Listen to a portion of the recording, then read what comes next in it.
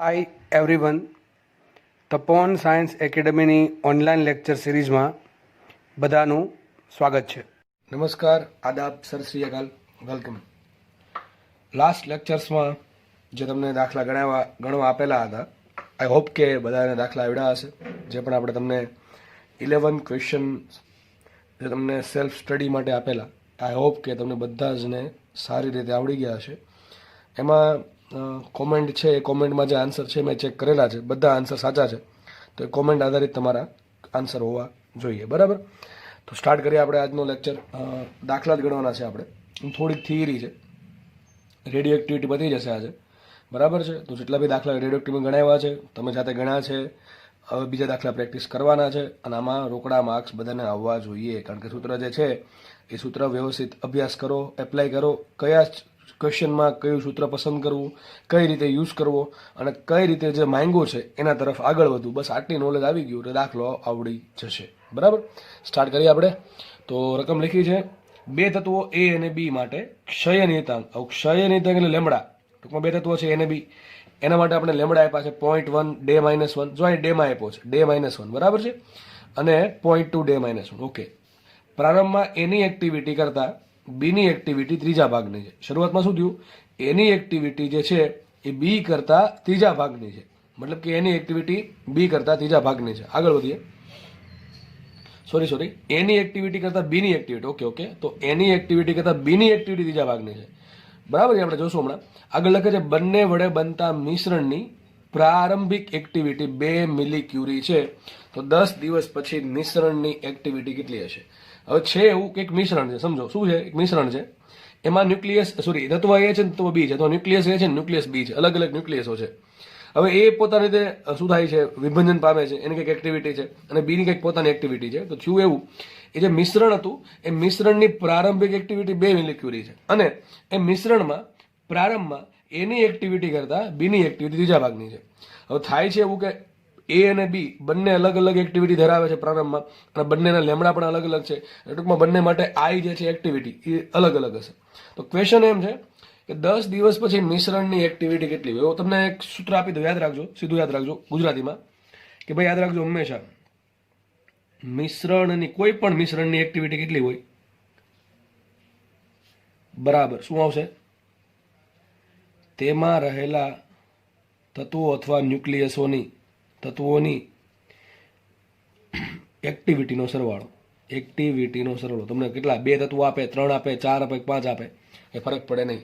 યાદ રાખજો, બધાને સૂત્ર યાદ રાખવાનું છે કે ભાઈ કોઈ પણ મિશ્રણ છે એમાં એક કરતાં વધારે તત્વો છે અથવા ન્યુક્લિયસો છે અને એ પોતાની રીતે અલગ અલગ એક્ટિવિટી ધરાવે છે. તો મિશ્રણની એક્ટિવિટી કેટલી આવશે, તો તેમાં રહેલા જે પણ તત્વો છે એની એક્ટિવિટીના સરવાળા બરાબર આવશે. અમારે ક્વેશ્ચન વિચારવાનું છે. મને ક્વેશ્ચનમાં શું કીધું છે, 10 દિવસ પછી મિશ્રણની એક્ટિવિટી કેટલી હશે. મિશ્રણની એક્ટિવિટી ક્યારે મળે મને? મિશ્રણની એક્ટિવિટી એટલે શું થાય, એમાં રહેલા તત્વોની એક્ટિવિટી. તત્વો કયા કયા છે, એ છે અને બી છે. સમજો ભાઈ, દાખલો કેમ ગણવો, તમારા મનમાં કઈ ટાઈપના વિચાર આવવા જોઈએ એ તમને શીખવાડું છું, 1 બાય 1 સિક્વન્શિયલી. તો મારે શોધવી છે 10 દિવસ પછી મિશ્રણની એક્ટિવિટી. તો સીધી વાત છે, મિશ્રણની એક્ટિવિટી શું મળે, તો તેમાં રહેલા જે તત્વો છે એની એક્ટિવિટીનો સરવાળો. તો મારી પાસે 2 તત્વો છે, એક છે એ ને એક છે બી. તો મારે 10 દિવસ પછી એની એક્ટિવિટી કેટલી છે અને બીની એક્ટિવિટી કેટલી છે, એ બેનો શું કરવો પડે, સરવાળો કરવો પડે. તો મને મારો જવાબ મળી જાય, બરાબર છે. તો મારે શું કરવું પડે, 10 દિવસ પછી એની એક્ટિવિટી કેટલી છે શોધવી પડે. તો 10 દિવસ પછી એની એક્ટિવિટી ધેટ ઇઝ આઈ. તો આઈ શોધવાના ઘણા બધા સૂત્ર છે. આઈ બરાબર લેમડા એન. પણ આઈ બરાબર લેમડા એન તમે મૂકશો આમાં, તો આઈ થિંક તમને એન નહીં મળે, બરાબર. તમને ડાયરેક્ટલી એન તો કે આપ્યું જ છે નહીં. આઈ આપણે શોધવાનું છે, બરાબર થાય લેમડા ઇન્ટુ એન. લેમડા આપ્યું છે પણ કેપિટલ એન આપ્યું નથી. ન્યુક્લિયસની કેટલી સંખ્યા છે આપણને આપી નથી. તો ચલો એ રીત તો ગઈ સાઈડમાં. બીજું કયું, આઈ બરાબર ડીએન બાય ડીટી. ચલો એ તો એની વ્યાખ્યા જ છે, એમાં બીજું કંઈ આપ્યું નથી, બરાબર. ડીએન અને ડીટી વચ્ચે કંઈ કીધું નથી, બરાબર. તો એ પણ ચાલશે નહીં. તો વાત કોની કરવાની, અરે સાહેબ પ્રારંભિક એક્ટિવિટી આપે અને પ્રારંભિક એક્ટિવિટીની વાત હોય તો શું સૂત્ર આવશે, આઈ બરાબર I0 ઈ રેસ ટુ, જો સૂત્ર 2 છે અહીં સાઈડમાં લખું છું. એક તો છે આઈ બરાબર I0 e raise to minus lambda T, અને એક છે આઈના છેદમાં I0 બરાબર 1/2 ની n ઘાત. બીજું સૂત્ર હતું આઈ બરાબર લેમડા અને ત્રીજું ચોથું સૂત્ર હતું આઈ બરાબર dn બાય dt. આ 4 સૂત્ર આધારિત દાખલો સોલ્વ થાય. પણ રકમમાં તમને ક્યાંય એન ની વાત હતી એટલે આ 2 સૂત્ર ચાલશે ને. અને એમ ખબર પડી જાય કે રકમમાં પ્રારંભિક એક્ટિવિટીની વાત છે તો આપણે 2 માંથી એક સૂત્ર પસંદ કરવું પડે. હવે આ વપરાય કે આ વપરાય. હવે તમે કીધું છે આ ક્યારે વપરાય? તમને અર્ધાયુષ્યની વાત કરી હોય અને સમયની વાત કરી તો આ સૂત્ર વાપરશું આપણે આવડું 2:n વાળું. અને જ્યારે લેમડાની વાત કરીએ તો આપણે આ રીત ઇઝી રીતે સૂત્ર કહ્યું. આપણે એક વસ્તુ બાકી થઈ ગઈ કે આપણે આઈ બરાબર I0 e - લેમડા t વાપરવાનું છે. હવે કરવાનું છે મિશ્રણની એક્ટિવિટી શોધવાની છે. મિશ્રણની એક્ટિવિટી શોધવી એટલે એ અને બી ની એક્ટિવિટી શોધીને એનું શું કરી નાખવાનું? સરવાળો. તો મારે એની એક્ટિવિટી શોધવી હોય, સમજો એની એક્ટિવિટી શોધવી હોય 10 દિવસ પછી તો મને ટી તો 10 મળી ગયું, લેમડા આપ્યું છે, ઘટે શું? I0 ઘટે. તો મારે કોઈ બી રીતે મારી મચવડીના દાખલામાં મારે એની પ્રારંભિક શું શોધવું પડે? મારે એની પ્રારંભિક એક્ટિવિટી શોધવી પડે અને એ જ રીતે મારે બી ની પ્રારંભિક એક્ટિવિટી શોધવી પડે. મને એ અને બી બેની પ્રારંભિક એક્ટિવિટી મળી જાય, દાખલો મારો સોલ્વ થઈ જાય. બરાબર. તો હવે આપણે આગળ વધીએ. જુઓ તો આપણે હવે એ વિચારશું કે પ્રારંભિક એક્ટિવિટી કઈ રીતે મળશે.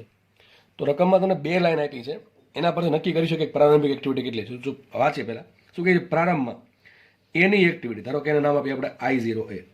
બરાબર છે. તો પ્રારંભમાં એની એક્ટિવિટી કરતા બીની એક્ટિવિટી કેટલી છે? ત્રીજા ભાગની. ટૂંકમાં એની એક્ટિવિટી જેટલી છે એના કરતા બીની એક્ટિવિટી, ચલો લખું છું બીની એક્ટિવિટી I0B. તો I0B છે એ I0A કરતા એટલે ત્રીજા ભાગના છે. મતલબ આવું કંઈક કહે, સમજ પડે કે ન પડે? શું કહે છે? I0A ભાગ્યા 3 બરાબર I0B. જો I0 આ શું બતાવે? 0 આગળનું 0 એમ બતાવે પ્રારંભિક એક્ટિવિટીની વાત છે. તો બીની પ્રારંભિક એક્ટિવિટી એની પ્રારંભિક એક્ટિવિટી ત્રીજા ભાગની છે. તારા માટે આપણે ખબર આવું કંઈક પડે કે I0A બરાબર કેટલા હશે? 3 ગુણ્યા I0B. કેટલા હશે? 3 ગુણ્યા I0B. મતલબ શું થયો કે પ્રારંભમાં એની એક્ટિવિટી બી કરતા 3 ગણી છે. ચલો આગળ વધીએ. મારે તો આ એકલું જોઈએ છે કારણ કે મારે કિંમત કોની મૂકવાની છે? I0 એની કિંમત મૂકવાની છે. બરાબર છે. અહીં ભાગાકાર કરવાનો થતો નથી, કિંમત મૂકવાની છે. મારે I0 જોશે, I0B જોશે. હજી એક લાઈન આપી, જો આપી બંને વડે બનતા મિશ્રણની પ્રારંભિક એક્ટિવિટી 2 મિલી ક્યુરી. લખીએ અહીંયા મિશ્રણની, જો મિશ્રણની એક્ટિવિટી બરાબર શું આવે? એની એક્ટિવિટી પ્લસ બીની એક્ટિવિટી. જો આપણે મિશ્રણની પ્રારંભિક એક્ટિવિટીની વાત કરતા હતા તો મારે લખી નાખવાનું કે મિશ્રણની પ્રારંભિક એક્ટિવિટી બરાબર શું આવશે? એની પ્રારંભિક એક્ટિવિટી પ્લસ બીની પ્રારંભિક એક્ટિવિટી. લખવું છે મિશ્રણની પ્રારંભિક એક્ટિવિટી બરાબર શું આવશે? એની પ્રારંભિક એક્ટિવિટી પ્લસ બીની પ્રારંભિક એક્ટિવિટી. આ તમે સૂત્ર કોઈ પણ જગ્યાએ વાપરી શકો, પ્રારંભમાં કે કોઈ પણ સમયે. બરાબર. આપણે પ્રારંભમાં વાપરું. ચલો પ્રારંભમાં મિશ્રણની એક્ટિવિટી કેટલી આપી? 2 મિલીક્યુરી. તો લખીએ 2 મિલીક્યુરી ઇઝ ઇક્વલ ટુ શું આવશે? એની પ્રારંભિક એક્ટિવિટી. ચલો કેટલી છે? નથી ખબર, મૂકી દીધું આપણે I0 પ્લસ શું આવશે? I0B. આમ બે ભેગા થઈને શું બનાવશે? મિશ્રણ. તો બેની જે પ્રારંભિક એક્ટિવિટી હશે એના સરવાળા બરાબર હશે મિશ્રણની પ્રારંભિક એક્ટિવિટી. એક કામ કરી શકીએ આપણે આમાં, I0A બરાબર 3 I0B મૂકી શકો. તો માટે 2 millicurie is equal to 3 times I0B plus I0B. 3 ને 1 થશે 4, તો 4 ટાઈમ્સ I0B. તો આપણે શું મળ્યું? માટે 2 મિલીક્યુરી બરાબર મળ્યા 4 ટાઈમ્સ I0B. મારે આ મોટો કરજો, મોટો કરજો. તો I0B છે અને કરતા બનાવો તો શું છેદમાં જશે? તો શું આવશે? માટે I0B બરાબર 2/4. આ મિલીક્યુરી છે, એકમ છે, કોઈ બીજું કંઈ નથી. બરાબર. 2 ભાગ્યા 4 થશે 0.5 મિલીક્યુરી. કેટલા આવશે? 0.5 મિલીક્યુરી. અને આની કરતાં 3 ગણું કોણ હોય? આના કરતાં 3 ગણું કોણ હોય? I0A હોય. તો 0.5 ગુણ્યા 3 કરો તો શું આવશે? માટે I0A બરાબર શું આવે? 1.5 મિલીક્યુરી. બરાબર કે નહીં? તો મિશ્રણની કુલ કેટલી છે? 2 મિલીક્યુરી છે. એમાં અડધી કોની છે? અડધી છે I0B ની, એટલે કે બીની અડધી એક્ટિવિટી બીની છે અને 1/2 એક્ટિવિટી કોની છે? એની છે. કરો બેનો સરવાળો શું થશે? 2 તાવો જોઈએ થાય છે. બરાબર છે. તો આપણે પ્રારંભિક એક્ટિવિટી મળી ગઈ. શું મળી ગઈ મને? પ્રારંભિક એક્ટિવિટી. હવે મારે શોધવાની છે મિશ્રણની એક્ટિવિટી 10 દિવસ પછી. તેના માટે શું શોધવું પડે? મારે એની એક્ટિવિટી 10 દિવસ પછી અને બીની એક્ટિવિટી 10 દિવસ પછી. લખીએ તો આફ્ટર 10 ડેઝ. After 10 days. બરાબર છે. શું થશે? એની એક્ટિવિટી શું આવશે? એની એક્ટિવિટી આપણે એ માટે સૂત્ર લખીએ. એની એક્ટિવિટી શું સૂત્ર આવશે? I બરાબર I0 e લેમડા t. બરાબર. મુખ્ય કિંમત માટે I બરાબર, ચલો I0 કેટલા આવ્યા? I0 આવ્યા 1.5 મિલીક્યુરી. 1.5 અને એમને રવા દઈએ. ટૂંકમાં આપણો આન્સર મિલીક્યુરીમાં આવે. ઇન શોર્ટ એમને રાખો માઇનસ લેમડા. ચલો એ માટે લેમડા કેટલા આપ્યા? 0.1 ડેઝ. કેટલા આપ્યા? 0.1. તો 0.1 ગુણ્યા 10 દિવસ. કેટલા આપ્યા? દિવસ આપણે લખાય T બરાબર 10 ડેઝ. ડેઝમાં જ રાખશું.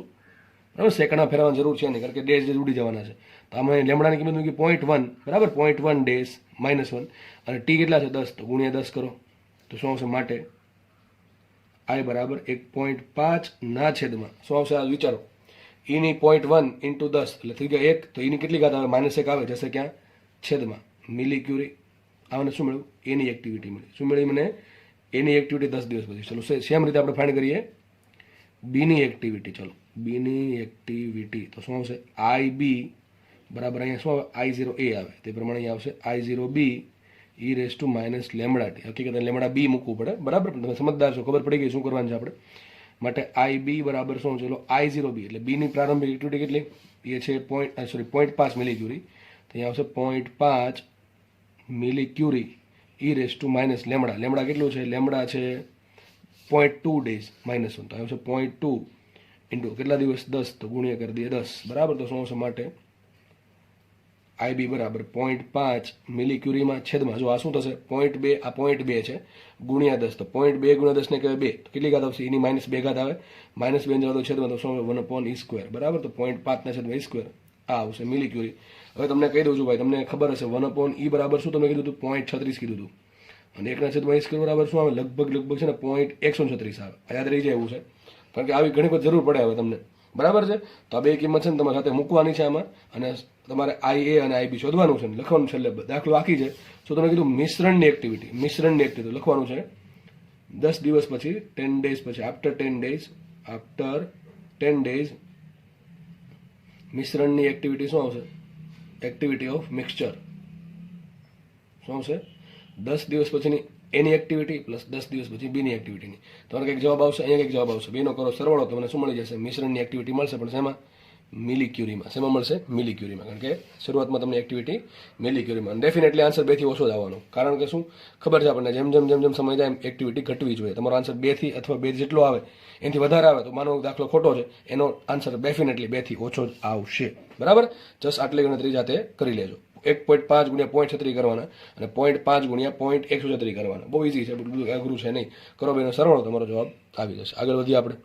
તો બસ આ દાખલામાં મેઇન વસ્તુ એ જ છે કે આ સૂત્ર યાદ હોવું જોઈએ. મિશ્રણની એક્ટિવિટી બરાબર, એમાં જેટલા બી તત્વો આપ્યા છે એ બધાની એક્ટિવિટીનો સરવાળો. તમે 10 દિવસ પછી જોતી હોય તો 10 દિવસ પછીની એક્ટિવિટી મૂકવાની, પ્રારંભ જોતી હોય તો પ્રારંભ મૂકવાનું, 20 દિવસ પછી જોતી હોય મિશ્રણની તો દરેક જે તત્વ છે ને 20 દિવસ પછીની એક્ટિવિટી શોધી નાખવાની, બધાનો કરવો સરવાળો, એટલે તમારો દાખલો સોલ્વ થઈ જશે. દાખલો આઈ થિંક ઇઝી છે, બરાબર? આગળ વધીએ.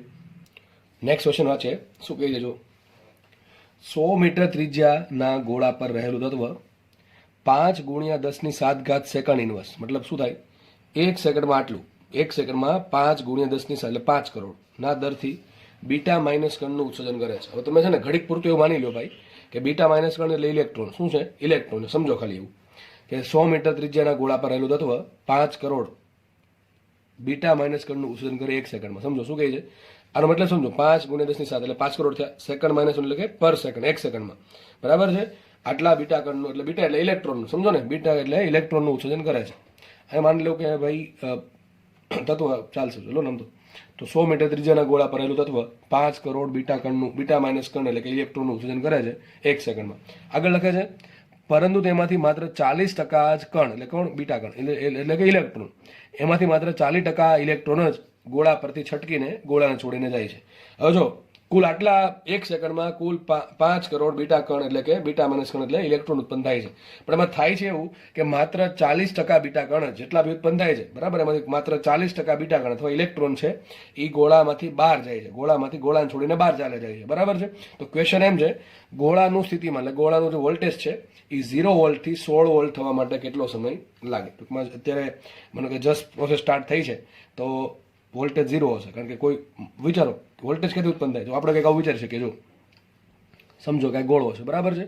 એની રેડિયસ તમને આપી કેપિટલ R, કેટલી આપી? ત્રિજ્યા કેપિટલ R આપી છે, બરાબર? હવે આમાંથી શું થાય છે? બીટા કણનું એટલે કે ઇલેક્ટ્રોનનું ઉત્સર્જન થાય છે. આ મને કહો કે માનો કે કોઈ પણ વસ્તુ છે એ ઇલેક્ટ્રોન ગુમાવે, કોઈ વસ્તુ ઇલેક્ટ્રોન ગુમાવે તો એ વસ્તુ ધન વિદ્યુત ભારિત થાય કે ઋણ વિદ્યુત ભારિત થાય? તો સર ધન વિદ્યુત ભારિત થાય. એવું જ થાય છે. આ જે ગોળો છે એ શું ઉત્પન્ન કરે? ઇલેક્ટ્રોન ઉત્પન્ન કરે છે. એમાંથી ઇલેક્ટ્રોન છે ને જેટલા માનો કે 100 ઇલેક્ટ્રોન ઉત્પન્ન કરે છે, એમાંથી 100 ઇલેક્ટ્રોનમાંથી માત્ર 40 ઇલેક્ટ્રોન જ ગોળામાંથી બહાર જાય છે. મતલબ શું થયો? ગોળો કેટલા ઇલેક્ટ્રોન ઉત્પન્ન કરે જરૂર નથી, પણ કેટલા ઇલેક્ટ્રોન ગુમાવે છે એ જરૂરી છે. તો મતલબ એમ થયો કે 40% ઇલેક્ટ્રોન ગોળો ગુમાવે છે. બરાબર કે નહીં? જેટલા બી ઉત્પન્ન કરશે એમાંથી 40% ઇલેક્ટ્રોન જ ગોળો ગુમાવી શકે છે. તો ગોળા પાસે ચાર્જ આવશે કે નહીં આવે? માનો કે ગોળા પાસે કોઈ સમયે આ પ્રમાણે 1 સેકન્ડમાં 5 કરોડ ગુમાવે છે, બરાબર? એમાંથી 5 કરોડ ઇલેક્ટ્રોન ઉત્પન્ન કરે છે, એમાંથી માત્ર 40% જ શું કરે છે? ગુમાવી દે છે. તો ધીમે ધીમે શું થશે? બરોબર કે 40% ગુમાવ્યા પછી પાછી ફરી બીજી સેકન્ડમાં 40% ગુમાવ્યા. આમ કરતા કરતા એની પાસે શું થાય? ધન વિદ્યુત ભાર જમા થાય. માનો કે એની પાસે વિદ્યુત ભાર જમા થયો Q. કેટલો વિદ્યુત ભાર જમા થયો? Q જમા થયો, બરાબર છે? અને ત્રિજ્યા R છે. મને એમ કહો ગોળાનો વોલ્ટેજ શું આવે? શીખવાડ્યું છે, બરાબર? ગોળાનું વોલ્ટેજ કે Q upon R. ગોળાનું વોલ્ટેજ એટલે કે ગોળાની સપાટીનું વોલ્ટેજ એમ માનવાનું, બરાબર છે? ગોળાની સપાટી પરના બિંદુનું વોલ્ટેજ. આ સૂત્ર ક્યાંથી આવ્યું? તમને ખબર હોવી જોઈએ. V બરાબર આવે કે Q upon R. તો ક્વેશ્ચન એમ છે કે વોલ્ટેજ તમને આપી દીધું, પહેલા 0 વોલ્ટ હતું, ધીમે ધીમે તમને ખબર છે વોલ્ટેજ વધશે, કારણ કે જેમ જેમ Q વધે, જો K તો અચળ છે, R અચળ છે, Q વધે.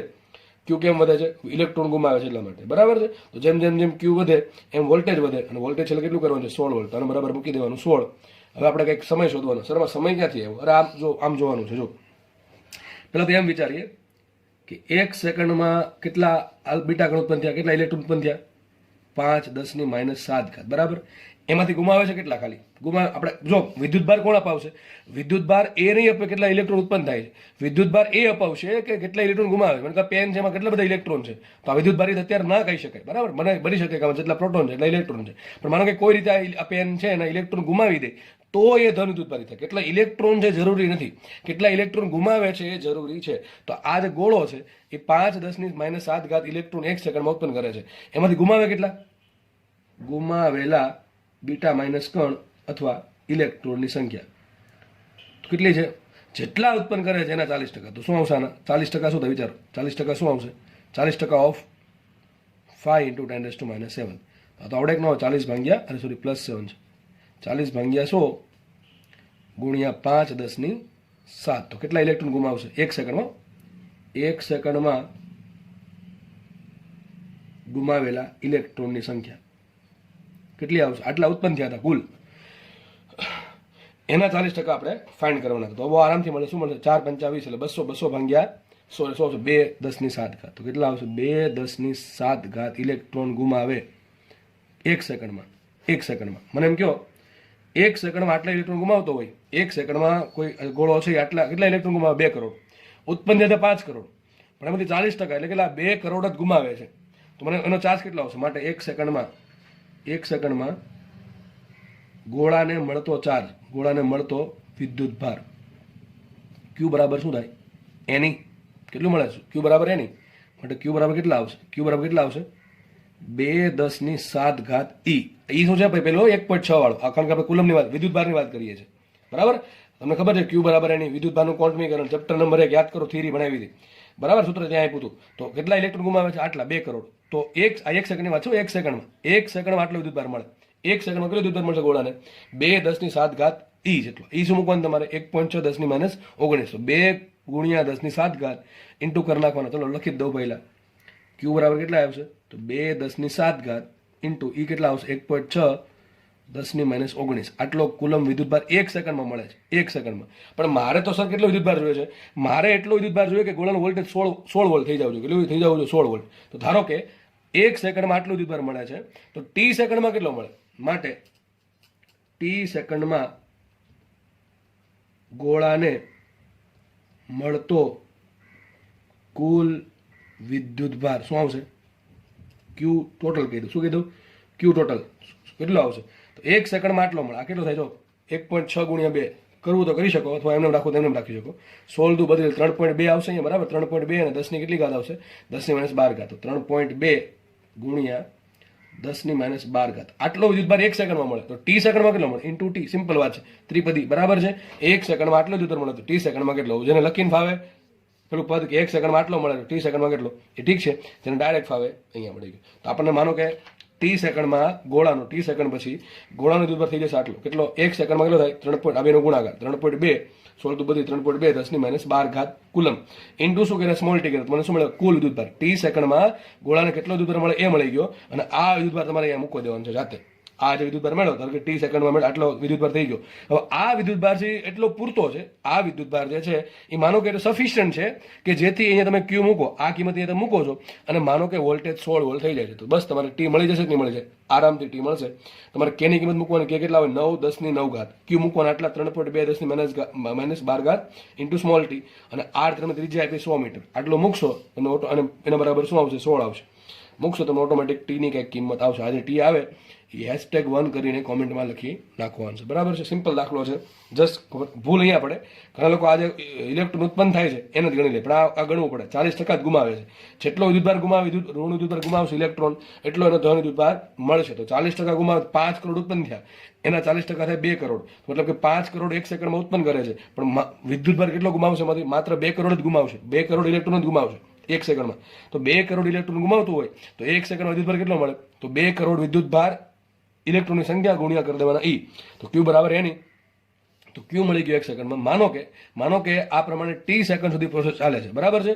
જેમ જેમ જેમ જેમ ઇલેક્ટ્રોન ગુમાવતો જશે એમ ક્યુ વધતું જાય. 1 સેકન્ડમાં આટલા ગુમાવે, બીજી સેકન્ડમાં પાછા આટલા ગુમાવે, ત્રીજી સેકન્ડમાં પાછા આટલા ગુમાવે, એમ પ્રમાણે ધીમે ધીમે જેમ ક્યુ વધશે, ક્યુ વધે વોલ્ટેજ વધે, વોલ્ટેજ કોઈ એક સમય કેટલું થઈ જશે? 16 વોલ્ટ થઈ જશે. ધારો કે ત્યાં સુધીમાં સમય લાગ્યો ટી સેકન્ડ, તો 1 સેકન્ડમાં આટલો વિદ્યુતભાર ગુમાવતો હોય તો ટી સેકન્ડમાં કેટલું ગુમાવતો હોય? ટૂંકમાં આટલો, અથવા સોરી ટી ફરીથી બોલું, ધારો કે 1 સેકન્ડમાં આટલો વિદ્યુતભાર મળતો હોય ગોળાને, ગુમાવતો એટલે સોરી ગુમાવતો અહીંયા છે, આટલો વિદ્યુતભાર ગોળાને મળે છે, ગોળાને આટલો વિદ્યુતભાર મળે છે, તો ટી સેકન્ડમાં કેટલો ગોળાનો વિદ્યુતભાર આવશે? આટલો આવશે, બરાબર છે? ગોળા પરનો કુલ વિદ્યુતભાર થશે આટલો ટી સેકન્ડમાં. તો એ મૂકી દેવાનું અહીંયા. બસ જસ્ટ ખાલી ટીની કિંમત તમારે શોધીને કોમેન્ટમાં લખવાની છે. દાખલો ઇઝી છે. નેક્સ્ટ ક્વેશ્ચન લઈએ આપણે. જો કે દાખલો તમને જાતે આવડવો જોઈએ આમ તો. શું કહે છે જો? એક કામ કરો, બધા લોકો વિડીયો પોસ્ટ કરીને દાખલો જાતે ગણવાનો પ્રયત્ન કરે, બરાબર? એક તત્વના આલ્ફા અને બીટા ક્ષય માટેના અર્ધાયુષ્ય અનુક્રમે 8 લેખા છે, બરાબર? 8 years and 24 years છે, બરાબર? જો એક સાથે એક તત્વમાંથી બેનું ઉત્સર્જન થાય છે, આલ્ફાનું ઉત્સર્જન થાય છે અને બીટાનું ઉત્સર્જન થાય છે, બરાબર છે? તો એક કામ કરવું પડે આપણે. શું આપ્યું મને? આલ્ફા માટેનો ટીએફ કેટલો આપ્યો? આલ્ફા માટેનો ટીએફ એ મને આપ્યો છે 8 વર્ષ, એ મને આપ્યો છે 8 વર્ષ. અને બીટા કણના ઉત્સર્જન માટેનો ટીએફ આપ્યો 24 વર્ષ. કેટલો છે? 24 years. પહેલાં આપણે કામ કરીએ, આગળ કંઈ પણ ગણ વાંચીએ કે ગણતરી કરીએ એના પહેલાં શું કરવાનું? આ બે ભેગા કરીને શું કરી નાખવાનું? તત્વનો અર્ધાયુષ્ય કેટલો હતો? સૂત્ર શું આવે? મેં તમને કીધું હતું, જ્યારે લેમડા આવે સીધો સરળો કરવાનો, પણ જ્યારે અર્ધાયુષ્ય આવે કે સરેરાશ આવે ત્યારે ઊંધો સરળો કરવાનો, બરાબર? વેસો સરળો. તો શું આવશે? ધારો કે તત્વનો ટીઆફ છે, તત્વ માટે ટીઆફ છે, ટીઆફ તો 1/TF ઇઝ ઇક્વલ ટુ શું આવશે? 1/TF આલ્ફા માટે પ્લસ 1/TF બીટા માટે, બરાબર? મુખ્ય કિંમત માટે 1/TF ઇઝ ઇક્વલ ટુ, ચલો આલ્ફા માટે કેટલો છે? 8 years પ્લસ બીટા માટે છે 24 years, બરાબર? હવે જસ 3 વડે ગુણો, 3 વડે ભાંગો. ચલો લસા તમને આવડી જવો છો. 3 ભાંગ્યા 3 સોરી, તો 3/24 પ્લસ 1/24, તો શું આવશે? 1/6 આવે કે ન આવે? બરાબર છે? 3 × 1 4 સોરી 3 ને 1 4, 4 ભાંગ્યા 24 1/6. તો માટે જે તત્વ છે, બરાબર? તત્વ માટે કેટલો આવશે? 6 વર્ષ. કેટલો આવશે? 6 વર્ષ આવશે, બરાબર? તમે શું મળી ગયું? તત્વ છે એનો અર્ધાયુષ્ય આટલો. ટૂંકમાં આપણે એનું કામ છે. હવે ક્વેશ્ચન, ચલો મને તત્વનો અર્ધાયુષ્ય મળી ગયો 6 years. ક્વેશ્ચન એમ છે કે 12 વર્ષ પછી, તો મને સમય આપ્યો છે, કોઈ સમય કેટલો આપ્યો? 12 વર્ષ. તો 12 વર્ષ પછી તેની એક્ટિવિટી, કોની? તત્વની વાત છે હો ભાઈ. તત્વની એક્ટિવિટી એની મૂળ એક્ટિવિટીના કેટલા ટકા? તો તમે સૂત્ર શું કરવા વાપરવાનું? ભાઈ તમને ખબર જ છે, I/I0 બરાબર 1/2 ની n ઘાત, બરાબર? I0 બરાબર શું મૂકશું આપણે? 100% મૂકશું, કારણ કે પર્સન્ટેજની વાત છે. પર્સન્ટેજની વાત આવે, શરૂઆતમાં જે પણ રાશિ હોય એના બરાબર તમે 100% મૂકી દો. આપણે શોધી નાખીએ n બરાબર શું થાય? આપેલ સમયના છેદમાં TF. આપેલ સમય કેટલો? 12 વર્ષ. તો 12 years ડિવાઇડેડ બાય 6 years માટે n કેટલા આવશે? 2 આવશે. માટે શું થઈ ગયું? I/I0 બરાબર 1/2 નો વર્ગ. તો 1/4 આવે કે ન આવે? તો આને કરતા બનાવો. I બરાબર શું આવે? I0/4. I0 બરાબર શું મૂકો? 100% ભાંગ્યા 4, તો I બરાબર 25%. ટૂંકમાં એની એક્ટિવિટી કેટલી છે? 25% છે. શરૂઆતમાં જેટલી બી એક્ટિવિટી હતી એના ચોથા ભાગની, એટલે કે 25% છે, બરાબર? તો જો દાખલો કેટલો ઇઝી છે. બસ ખાલી એક આ સ્ટેપ ખબર પડવી જોઈએ. તમને ઘણા દાખલામાં ડાયરેક્ટ આપી દે તો આ બધી કરવાની જરૂર છે નહીં, પણ નહીં આપે, બરાબર? આપણે આ એક સ્ટેપ વધારવું પડશે. જે ઇઝી છે, બહુ કાંઈ એવું કાંઈ છે નહીં ખાસ યાદ રાખો. લેમડાની વાત હોય, લેમડા શું કરવાનું? સરળ. λ1 પ્લસ λ2 પ્લસ એ પ્રમાણે, બરાબર છે? અને ટીની વાત હોય તો 1/TF બરાબર ઊંધો સરળ. ટૂંકમાં 1/TF alpha plus 1/TF beta, અને ટોની વાત હોય તો એ પ્રમાણે ઊંધું 1/τ plus is equal to 1/τ1 plus 1/τ2 plus dot આગળ વધ્યા કરશે. જેટલા બી કણ, મોસ્ટલી તમને 2 કણ જ આપશે, ખાસ આલ્ફા અને બીટા, બરાબર? આગળ વધીએ આપણે. નેક્સ્ટ દાખલા છે, બરાબર? એ પણ તમે જાતે ટ્રાય કરી શકો છો, બરાબર? આગળ દાખલામાં જે પણ વિદ્યાર્થીને 25% આન્સર આવ્યો એ સાચો છે. 25% આન્સર આવી ગયો વિડીયો પોસ્ટ કરીને ગણ્યો હોય તો માનો કે આપણે મહેનત બરાબર છે, બાકી ન આવ્યો હોય તો મહેનત કરવાની જરૂર છે. કોપરનો નમૂનો 15 મિનિટમાં, મને સમય ડાયરેક્ટ આપી દીધો છે, સોરી, ટી બરાબર આપ્યા 15 મિનિટ. 15 મિનિટમાં કેટલો થઈ ગયો? 15 મિનિટમાં ક્ષય પામી 7/8 જેટલા ભાગમાં ઝીંકમાં ફેરવાય છે. સમજો શું કહે છે? આપ દાખલો પણ જાતે કરવાનો ટ્રાય કરો, બરાબર, વિડીયો પોસ્ટ કરીને. કોપરનો કોઈ નમૂનો છે, કોપરનો કંઈક ટૂંકમાં એક શું કહેવાય છે, આપણી પાસે દળ છે, માનો ને નમૂનો એટલે કે એનું મોડલ છે, તો દળ છે. તો કોપરનો એક નમૂનો છે, 15 મિનિટમાં ક્ષય પામીને 7/8 જેટલા ભાગના ઝીંકમાં ફેરવાય છે. મતલબ કોપરના કુલ ભાગ હતા એમાંથી 7/8 ભાગનું શું બની ગયું? ઝીંક બની ગયું. સમજો શું કહે છે? કોપરના જેટલા બી ભાગ હતા એમાંથી 7/8 ભાગનું શું બની ગયું? ઝીંક બની ગયું. હો ભાઈ, તો કોપર પહેલા હતું એમાં ફેરવાઈ ગયું ઝીંકમાં, તો સામે ઝીંક કેટલું મળ્યું? 7/8 ભાગનું. તો કોપર વધ્યું કેટલું હોય? 1/8 ભાગનું. તો શું નવીન છે? આ કેટલું છે? બાકી રહેલું દળ. આ કેવું છે? ક્ષય પામેલ દળ. સમજ પડે કે ન પડેલા? સિમ્પલ વસ્તુ છે. સમજો શું કહે છે? માનો કે કોપર 1 ગ્રામ છે, સમજો ભાઈ, એમ ખબર પડે આમ સમજો. માનો કે 1 કિલો કોપર, ચલો 1 કિલો લઈ લઈએ, 1 કિલો કોપર છે. ધીમે ધીમે એનું શું થયું? ક્ષય પામ્યું. ક્ષય પામીને શેમાં ફેરવાય? ઝીંકમાં ફેરવાય છે. તો ધીમે આપણે ખબર છે કે કોપરમાંથી ધીમે ધીમે ઝીંક વધતું જશે. જેમ જેમ કોપર ખવાતું જશે એમ સામે ઝીંક વધતું જશે. કોઈ સમય એવો આવ્યો 15 મિનિટ સમય, 15 મિનિટનો સમય એવો છે કે ત્યારબાદ શું થયું કે ઝીંક કોપર જેટલા બી હતું એમાંથી 7/8 ભાગનું શું બની ગયું? ઝીંક બની ગયું. સમય વધુ કેટલો હશે? 1 કિલોનો 7/8 ભાગ કરો તો શું આવે? 7 કિલો/8. જે પણ આન્સર આવતો હોય એટલું ઝીંક બની ગયું. સામે કોપર કેટલું વધ્યું હોય? 1/8 ભાગનું. કેટલા ભાગનું વધ્યું હોય કોપર? 1/8 ભાગનું. આ મને મળી ગયું. તો મને એમ કહો n0 બરાબર 1 લઈ લઉં, n બરાબર 1/8 થાય તો n ડેશ બરાબર શું થાય? 7/8. આટલું સિમ્પલ. આટલી લખતા આવડે કે ન આવડે? તમને રકમમાં n ડેશ આપ્યું છે, રકમમાં n ડેશ પરથી આપણને n મળે અથવા n0 મળે, બરાબર કે નહીં? દાખલો ગણીએ સીધું. તો ક્વેશ્ચન શું છે? કોપરનો અર્થ. એટલે આટલી સિમ્પલ વસ્તુ સર પૂછી દો, સૂત્ર શું આવે? n/n0 બરાબર 1/2 હવે દાખલો આગળ તો આઈ થિંક તમે ગણી શકો. ચલો મૂકી દો. n બરાબર શું મૂકો? 1/8 ભાગ્યા n બરાબર શું આવશે? 1/2. અચ્છા, ક્યાં આવશે? નીચે આવશે. શું કહેવાય? 1/8 બરાબર 2 ની n ઘાત. તો n કેટલા? 3 હોય ને, 2 નો ઘન 8 થાય ને, તો n બરાબર કેટલા હોય? 3 હોય. n બરાબર શું થાય? t/2. તો ટોપ ને કરતા બનાવો, ટોપ બરાબર શું થાય? t/n. બરાબર કે નહીં? સોરી. હવે આટલી સ્પીડમાં એટલા માટે જાઉં છું કે આવું ઘણી બધી વખત આવી ગયું વાલા, બરાબર? તમને હવે એટલી તો નોલેજ આવવું જોઈએ કે દાખલો અત્યારે કેમ ગણાય. હવે તમને આમાં તકલીફ પડતી હોય તો મતલબ કે તમે આગળના દાખલા વ્યવસ્થિત જોયા નથી, એવું 100% સાબિત થાય. તો ભાઈ એ તમારી પ્રોબ્લેમ છે. જાતે જોઈ લો વ્યવસ્થિત, અને જ્યાં પણ ખબર ના પડે એને પૂછી લો, બરાબર છે? તો TF ને કરતા બનાવો. ટી બરાબર શું થાય? t/n. તો ટી કેટલા આપ્યા આપણને? 15 મિનિટ ભાગ્યા n કેટલા મૂકો? 3 મૂકો. શું તમારો આન્સર આવશે? TF બરાબર 5 મિનિટ. દાખલો આમ તો છે ને આમને સોલ્વ થઈ જાય. આવે કે 7/8 ભાગ વધ્યો છે, સોરી 7/8 ભાગ ઝીંક બની ગયું, મતલબ કે 7/8 ભાગ ખવાઈ ગયો. તો કે ઝીંક ક્યારે બને? ખવાય તો જ. તો 7/8 ભાગ ખવાઈ ગયો તો વધે કેટલો ભાગ? 1/8 ઘાત. 1/8 ભાગ વધે. 1/8 ભાગને શું કહેવાય? 2 નો ઘન, બરાબર કે નહીં? તો n/n0 શું આવશે? 1/8 આવશે. એટલે 2 નો ઘન આવશે. n કેટલા આવે? 3 આવે. n 3 આવે તો 15 ભાગ્યા 3 મારો જવાબ 5 મિનિટ આવે. આ દાખલો લગભગ મનમાં 15 સેકન્ડમાં થઈ જાય, ખબર પડતી હોય તો. અને ના થાય તો કંઈ વાંધો નહીં, પેન તો આપણને આપી છે, યુઝ કરી લેવાનું. અને મગજ તો બધા ભાઈ છે જ. ચલો આગળ વધીએ, ફટાફટ આગળ દાખલો જોઈએ. અર્ધ આયુષ્યના અર્ધ સમયમાં શું કહે છે? જો અર્ધ આયુષ્યનો અર્ધ સમય, સમય કેટલો લેવાનો છે? અર્ધ આયુષ્યનો અડધો. સમજ પડે કે નહીં? અત્યારે આપણે જે દાખલા ગણ્યા છે મોટા ભાગે સમય કેવા આવો આ રીતે 3 ગણો, 4 ગણો, 5 ગણો. આ થોડોક અલગ છે દાખલો. અલગ એટલે કે અડધો સમય આવે એમ કે છે, એક કરતા ઓછો. તો અર્ધ આયુષ્યના અર્ધ સમયમાં તત્વના દાખલો આઈએમપી પહેલી વાત તો એ, કારણ કે આવા દાખલા પૂછાય છે ભાઈ. વિભંજિત ભાગની પર્સન્ટેજ શોધો. ટૂંકમાં કેટલા ટકા વિભંજિત ભાગ છે અર્ધ આયુષ્યના અર્ધ સમયમાં. એમ તમને કે અર્ધ આયુષ્યના જેટલા સમયમાં કેટલો હોય? તો 50% વિભંજિત હોય, 50% અવિભંજિત. એ તો ખબર છે, પણ આ તો એમ કીધું છે વિભંજિત ભાગના અર્ધ સમયમાં, સોરી અર્ધ આયુષ્યના અર્ધ સમયમાં કેટલા ભાગ વિભંજિત હોય. તો એક વસ્તુ બાકી છે કે ભાઈ અડધો સમય થાય, અર્ધ આયુષ્ય જેટલો સમય થાય ત્યારે 50% વિભંજિત હોય, 50% અવિભંજિત હોય. અર્ધ આયુષ્યથી ઓછો સમય હોય તો સીધી વાત અવિભંજિત ભાગ વધારે હોય અને વિભંજિત ભાગ ઓછો હોય. અર્ધ આયુષ્યથી વધારે સમય હોય તો વિભંજિત ભાગ વધારે હશે, સામે અવિભંજિત ભાગ ઓછો હશે. સિમ્પલ નોલેજની વાત છે. આપણે દાખલો ગણીએ. સૂત્ર શું આ વિચારો? મને માંગ્યા છે અવિભંજિત ભાગ, પણ પહેલા હું શું શોધીશ? મને માંગ્યા છે વિભંજિત ભાગ, પણ હું પહેલા શોધીશ શું? અવિભંજિત. એનું સૂત્ર કયું છે આપણી પાસે? n/n0 બરાબર 1/2 ની n ઘાત. ચલો n કેટલા આવશે? n બરાબર કોને કહેવાય? t/t આપતો. આ tf છેદમાં જો શું આવશે? માટે n બરાબર આવશે 0.5. શું આવે? n બરાબર 0.5, બરાબર કે નહીં? અરે આ મૂકો કિંમત એવું હોય તો ટીએફ છેદમાં જાવ તો શું આવે? ટી ના છેદમાં ટીએફ બરાબર 1/2, એન બરાબર 0.5. મૂકીએ કિંમત તો એન ના છેદમાં n0 બરાબર 1/2 ની અડધી ઘાત, અને શું કહેવાય? √2 કહેવાય. શું કહેવાય? √2. એટલે શું થાય? 1.41. નાનો કંઈક આન્સર 0.71 જેવો કંઈક આવશે લગભગ. બરાબર, મને જલ્દી યાદ છે ત્યાં સુધી કદાચ 0.71 આવશે, જો કે કરી લેવું જાતે તો. બરાબર, 1/1.41 નો આન્સર 0.71 જેવો આવશે. તો આ 0.71 આવ્યો. મૂકો કિંમત માટે n બરાબર શું આવે? n0 into 0.71. બરાબર, તો મૂકો. ચલો શું મૂકવાનું છે? પર્સન્ટેજ શોધવાનું છે ને. તો શરૂઆતમાં જે હોય ને બરાબર 100% મૂકી દઈએ. n0 બરાબર શું મૂકી દઈએ? 100% ગુણ્યા 0.71 માટે n કેટલા આવ્યા? 71%. મતલબ શું થયો કે શરૂઆતમાં તત્વ સંખ્યા કેટલી હતી? 100% હતી. હવે આ શું મળ્યું તમને? બાકી રહેલી મળે. શું મળ્યું? n એટલે બાકી રહેલું. એટલે શું થાય? અવિભાજિત. શું મળ્યું? અવિભાજિત. ખાસ રકમમાં વાંચવાનું મને માંગ્યું શું છે?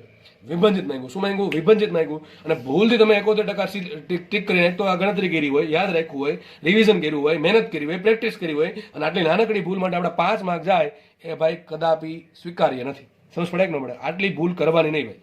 ઘણા લોકોને, ખાસ હોશિયાર વિદ્યાર્થીઓ, બરાબર, જે લોકો મહેનત કરે છે એની વાત છે, એ લોકો આવી ભૂલ વધારે કરતા હોય છે. બાકી તુક્કા મારવા માટે તો કઈ ભૂલ આડી આવતી જ નથી. સમજ પડે કે નહીં ભાઈ? આવી નાનકડી ભૂલ કરવી નહીં, કારણ કે તમને તો લોસ ઘણો જશે એનાથી. બરાબર છે. તો આ મને 71% શું મળ્યો? અવિભાજિત ભાગ મળ્યો. મને માંગ્યો છે વિભાજિત ભાગ, તો સિમ્પલ લખીએ વિભાજિત ભાગના પર્સન્ટેજ, ધેટ ઇઝ એનડેસ કેટલા છે? 29%. કેટલા હોય? 29%. બરાબર કે નહીં?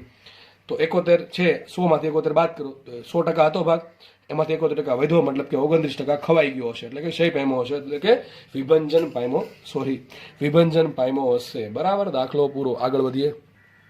નેક્સ્ટ દાખલો ગણીએ. દાખલો સારો છે, બરાબર છે. એક દાખલામાં ઘણું બધું શીખવા મળશે. જોકે આમ તો છેલ્લો દાખલો છે, પણ આમ શીખવાનું જે હતું બધું નીકળી ગયું છે. આમ તો જે શીખેલા છે ને એનો કોન્સેપ્ટ અહીંયા યુઝ કરવાનો છે. બરાબર, દાખલા આમ ટૂંકમાં ઘણી મોટી રકમ આપી છે આપણને, અને આપણે 1 બાય 1 વાંચતા જશું. બરાબર, એક લીટી અને એક લીટી વાંચીને નક્કી કરતા જશું હવે શું કરવું છે. બરાબર, આગળ દેજો. શું કહે છે?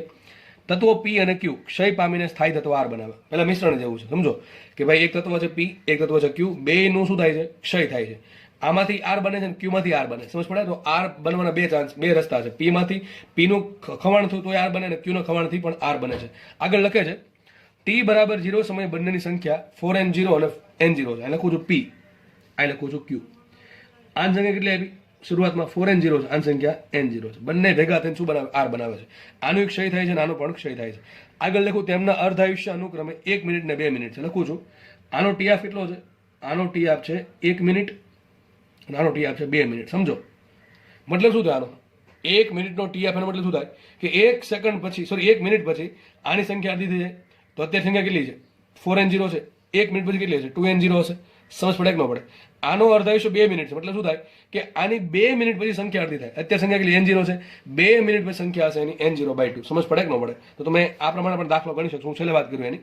તો ક્વેશ્ચન આપણે એટલું વાંચી નાખ્યું. આગળ લખ્યા છે જે સમયે P ની અને Q ની સંખ્યા સમાન હોય. શું કહે છે? જે સમયે P ની અને Q ની બેની સંખ્યા સમાન થાય એ સમયે R ની સંખ્યા શોધવાની છે. બહુ મસ્ત દાખલો. શું કહે તમને? P ને Q બેનું ખવાણ થાય શું બને? R બને છે. હવે P છે એની સંખ્યા અલગ છે શરૂઆતમાં, Q ની સંખ્યા અલગ છે, P નું અર્ધાયુષ્ય અલગ છે, Q નું અર્ધાયુષ્ય અલગ છે, અને સંખ્યા ભલે વધારે છે. જો P ની સંખ્યા વધારે છે પણ અર્ધાયુષ્ય બહુ નાનો છે, એટલે કે 1 મિનિટમાં અડધું થઈ જાય. સમજ પડે કે ન પડે? અને આની સંખ્યા ભલે ઓછી છે પણ એનો અર્ધાયુષ્ય મોટો છે. બરાબર કે નહીં? તો જો આની સંખ્યા વધારે પણ અર્ધાયુષ્ય નાનો, એટલે ફટાફટ ખવાડ થશે આનું.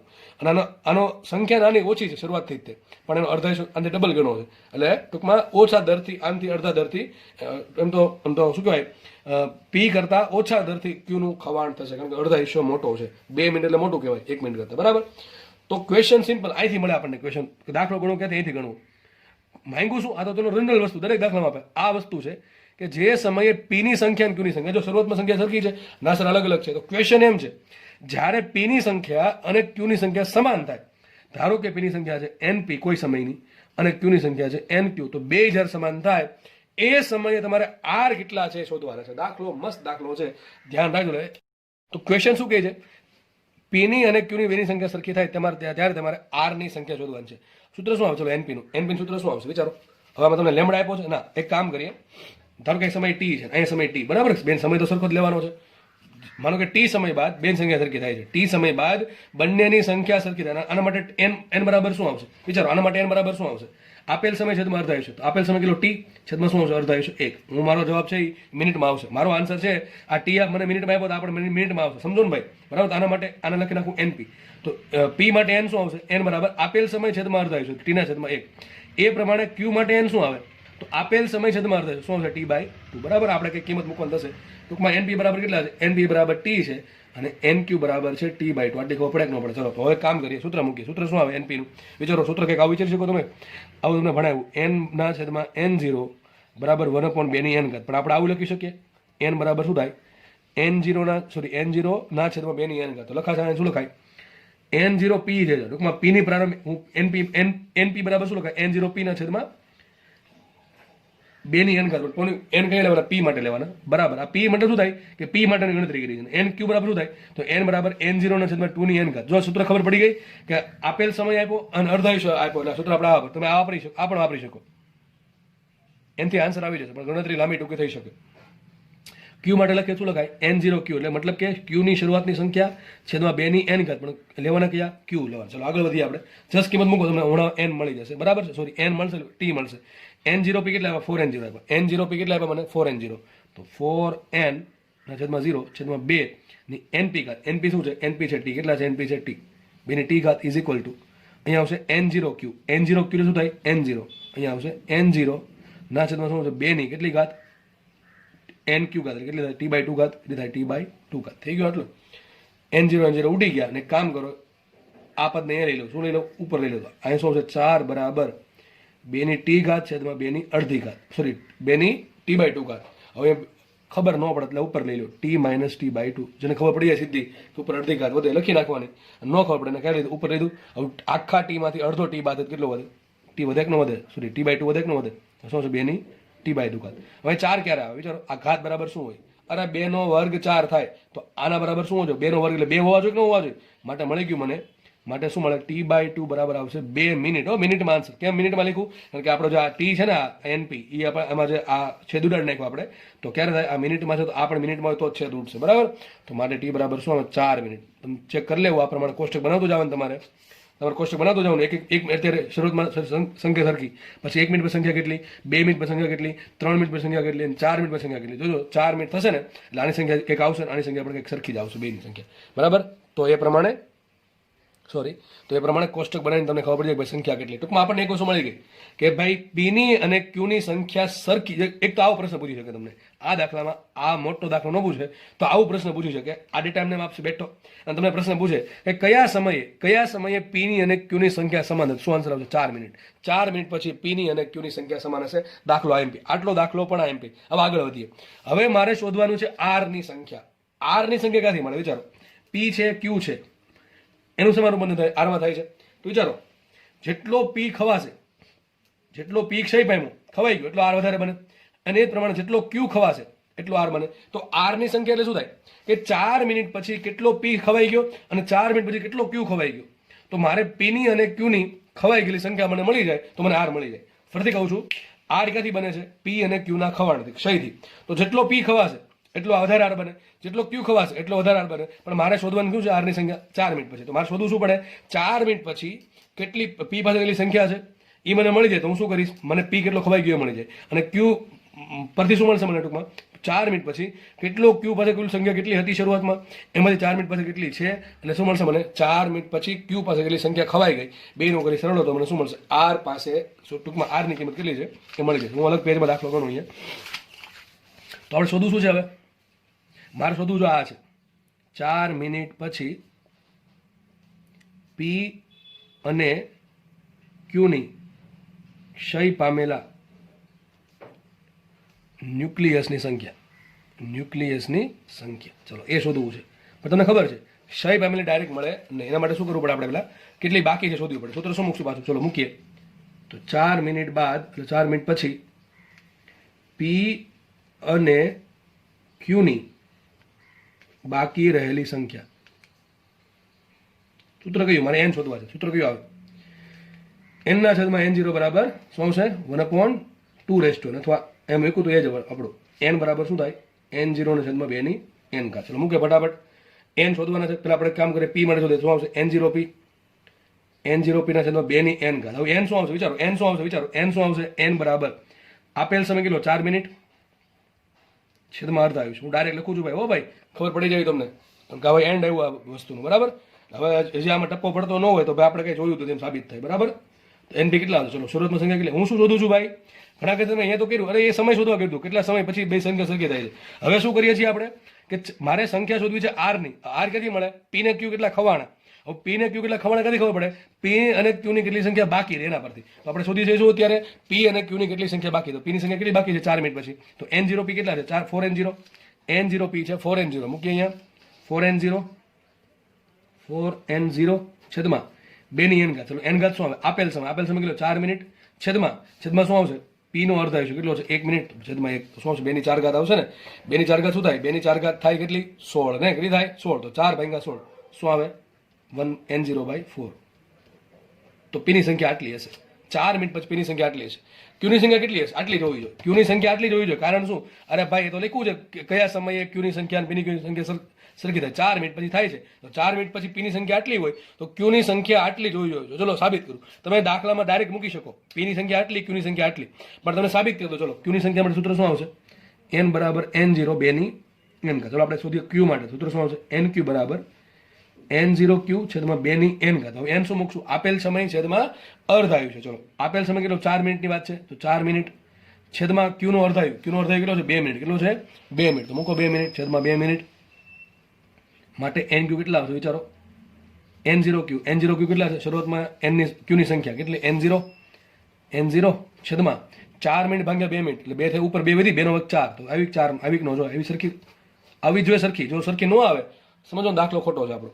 તો મને ખબર પડી કે 4 મિનિટ પછી પી ની સંખ્યા કેટલી હશે, પી ની સંખ્યા કેટલી હશે n0/4, ક્યુ ની સંખ્યા કેટલી હશે n0/4, બે ની સંખ્યા કેવી સરખી હશે. પણ મારે શોધવી છે 4 મિનિટ પછી પી ની અને ક્યુ ની બાકી રહેલા ન્યુક્લિયસ સંખ્યા, ધેટ ઇઝ મારે શોધવું છે n-p. તો n-p બરાબર શું આવે, શરૂઆતમાં પી ની સંખ્યા કેટલી હતી એમાંથી કેટલી વધી, બરાબર કે નહીં, સોરી np મૂકો કિંમત, n0p કેટલા હતા 4n0 પેલા પી ની સંખ્યા 4n0 હતી, એમાં કેટલી વધી આવે n0/4, કેટલી વધી n0/4, આ કેટલી આવશે ચોકો 16 -1 15 n0/4. પી ની સંખ્યા આટલી ખવાઈ ગઈ, બરાબર. 4 મિનિટમાં પી ની સંખ્યા આટલી ખવાઈ જાય છે, હતી n ભાઈ કેટલી 4n0, કેટલી ખવાઈ ગઈ 15n0, વધી કેટલી n0/4. ચલો ક્યુ ની સંખ્યા કેટલી ખવાઈ છે n-q બરાબર, તો પેલા ક્યુ ની સંખ્યા કેટલી હતી માઇનસ ક્યુ ની સંખ્યા હવે કેટલી છે, બેની બાદબાકી કરો, તો ક્યુ ની સંખ્યા પહેલા કેટલી હતી n0 હતી, માઇનસ શું કરીએ ક્યુ ની સંખ્યા હવે કેટલી છે n0/4, તો વધે શું 3n0/4, મતલબ કે ક્યુ ની સંખ્યા આટલી ખવાઈ ગઈ. પેલા કેટલી હતી n0 હતી, કેટલી વધી n0/4, કેટલી ખવાઈ ગઈ 3n0/4.